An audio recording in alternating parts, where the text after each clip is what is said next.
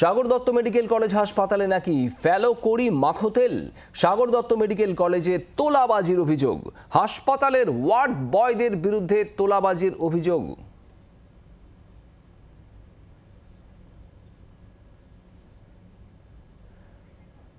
ঠিক কি অভিযোগ? অপারেশন থিয়েটারে নিয়ে যেতে কেউ 100, কেউ 200 টাকা চায়, আবার কেউ 300 টাকাও দাবি করে। হাসপাতালের সাফাই কর্মীরাও টাকা দাবি করে। জি 24 ঘন্টায় চাঞ্চল্যকর অভিযোগ রোগীর আত্মীয়দের। সাগর দত্ত হাসপাতালে এবার নতুন দুর্নীতির অভিযোগ রোগীর বাড়ির আত্মীয়দের। তাদের বক্তব্য, তাদের পেশেন্টকে যখন অপারেশন থিয়েটারে ঢোকানো হচ্ছে বা বের করা হচ্ছে, সেই সময় যারা ওয়ার্ড বয় রয়েছেন তারা টাকা চাইছেন অনৈতিকভাবে। টাকার পরিমাণ কখনো 100, কখনো 200, কখনো আবার 300।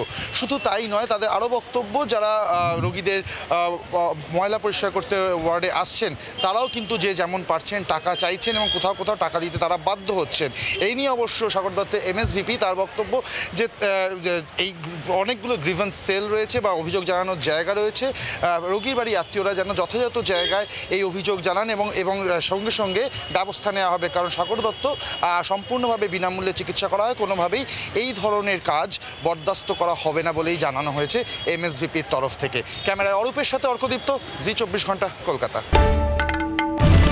বাংলার আওয়াজ, বাঙালির আবেগ, জি 24 ঘন্টা।